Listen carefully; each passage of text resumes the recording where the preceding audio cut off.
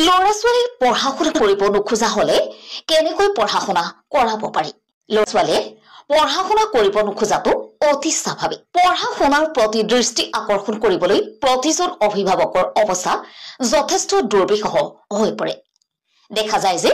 অতি সাধাৰণ পঢ়া এটাও শিশুৰ মনত ৰখাটো সহজ নহয়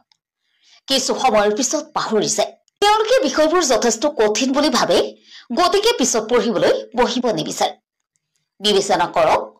যে আপোনাৰ শিশুৱে শিক্ষণৰ সৈতে আৱেগিক সংযোগ স্থাপন কৰাত ব্যৰ্থ হৈছে যাতে তেওঁলোকে ইয়াৰ সৈতে মজা নকৰে জানি থওক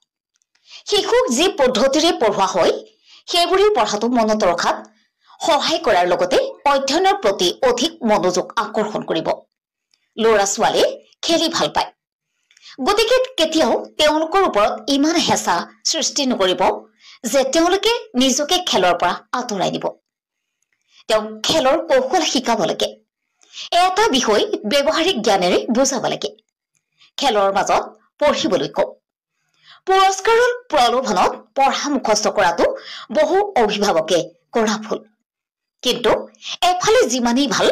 সিফালে সিমানেই অতি ক্ষতিকাৰক বস্তু ইয়াৰ ফলত শিশুসকল লোভী হৈ পৰে এই কাম কৰি তেওঁলোকে এই বিষয়ৰ ওপৰত নিৰ্ভৰশীল হৈ পৰে আৰু মজাৰে একো শিকিব নোৱাৰে